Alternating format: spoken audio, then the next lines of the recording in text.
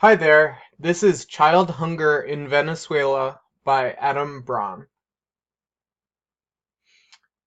Venezuela has been an affluent nation until recent history.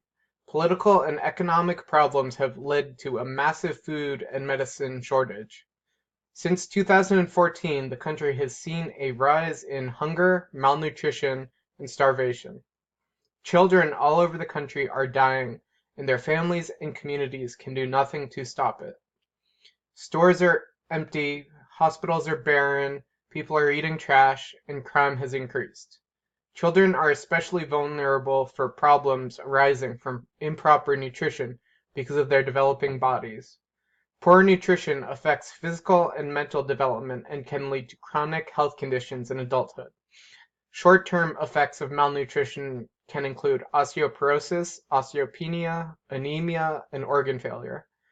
In 2016, 11,446 children under the age of 1 had died, which is a 30% increase from the previous year. One of the startling elements of this crisis is in the Venezuelan government's denial of the situation. Mass food shortages are a public health concern because they lead to diminished health within the population and can create lifelong health conditions. The mortality of Venezuelan children under 4 weeks old had increased a hundredfold, from 0.02% in 2012 to roughly 2% by 2015. There are many contributing factors to this problem, including income, education, transportation, access to food, location, stress, public safety, access to media, support systems, community resources, and health coverage. The socio-ecological model examines influencing factors on all levels, from the individual and family to organizational and policy level. On the individual level, financial status plays a great role on malnutrition in children. Venezuelan families with more income and savings may be able to afford enough food for proper nutrition. The collapsed economy has made the salaries of many full-time workers not enough to purchase food for the entire family. Knowledge of nutrition is another vital aspect of the individual level. The lack of knowledge about proper nutrition can lead to malnutrition. The cheapest food is typically the least nutritious. Families may use all of their money on nutritionally void foods in effort for bulk over quality. People must know what vitamins, fats, and minerals they need to eat and what foods contain them. The interpersonal level of the socio-ecological model focuses on friends, families, and social networks. The size of a family alters the amount of food each person receives. It is easier to feed 4 people than 8. Families with many children have less money to spend per person. Social media is a tool used for good and bad. It allows people to share information about resource availability, nutrition facts, and local news. Because of the lack of resources and jobs, many people have turned to crime just to get by. There are reports of kidnapping for the purpose of ransom. The organization level of the socio-ecological model includes organizations and social institutions. Local organizations are working to help citizens. They collect food, water, and medicine to disseminate to those in need. These groups send people into the countryside to get fresh produce for the community. They also provide education about farming, nutrition, and health. While Venezuela does have free healthcare, there is a shortage of about 85% of medications. Citizens can see physicians, but the facilities don't have the necessary resources to aid them. Many starving people have been turned away just because of the lack of help that can be offered. The community level of the socio-ecological model focuses on networks between institutions and organizations.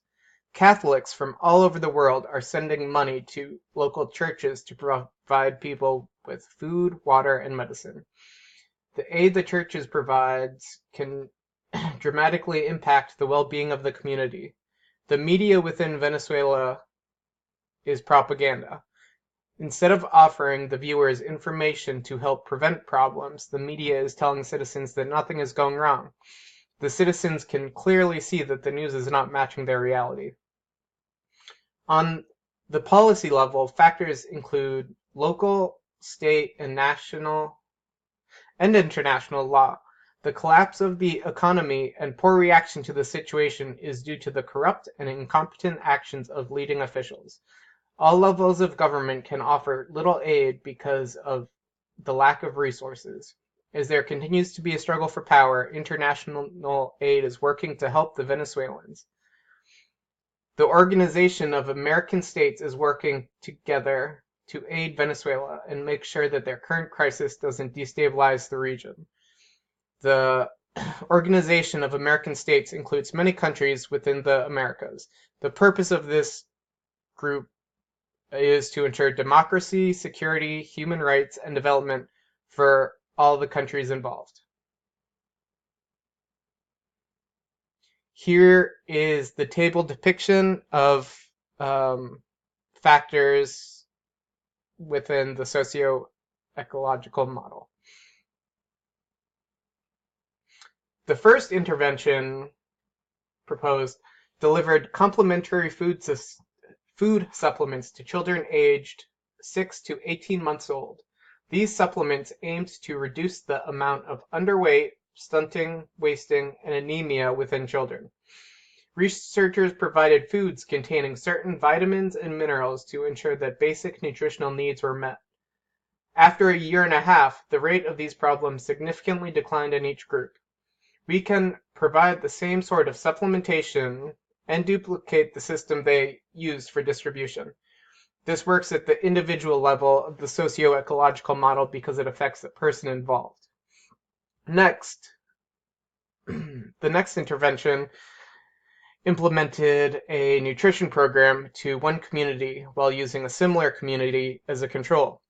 By simply educating parents about complementary food systems and good health habits, the rate of underweight and stunted children decreased greatly. In the experiment community, child wasting dropped to 5%, where the control community had a 20% rate. No complementary food was provided to the community, so the improvements were strictly from education. This program showed the value of education. This will be useful for teaching the community how to make use of the limited resources that it already has. I want to incorporate online resources to improve information dissemination. This focuses on the interpersonal and institutional level because it educates parents and the community on nutrition and health information. People will be able to use their money more effectively.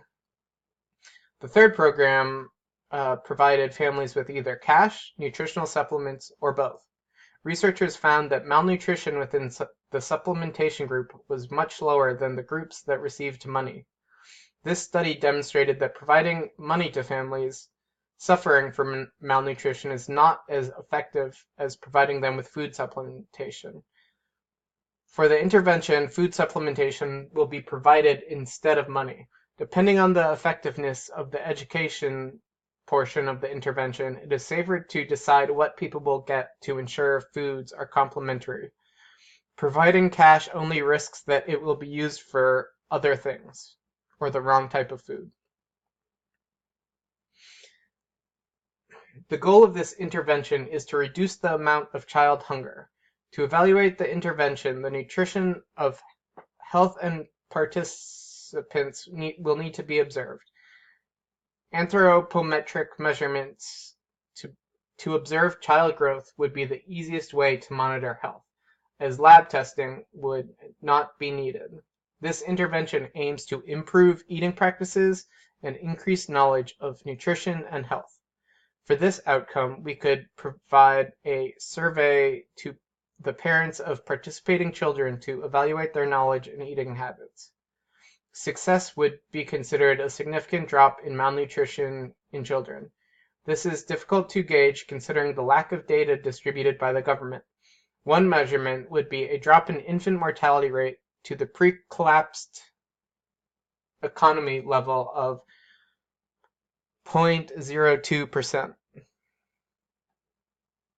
The first barrier to the program is political instability. The recently ousted leader is claiming that the U.S. sending food is just part of a conspiracy. There is still some support for the old leader, making the situation potentially unsafe for the program facilitators. To remedy this, all in-country actions should be carried out by the Venezuelans. Theft of goods is another barrier to implementation. The whole country is starving, so distribution centers will need security to keep the peace. The facilitators could consult with the local police force before implementation. Maintaining a constant supplementation supply may be difficult with the country's instability. Stockpiling in one location may make it a target for theft.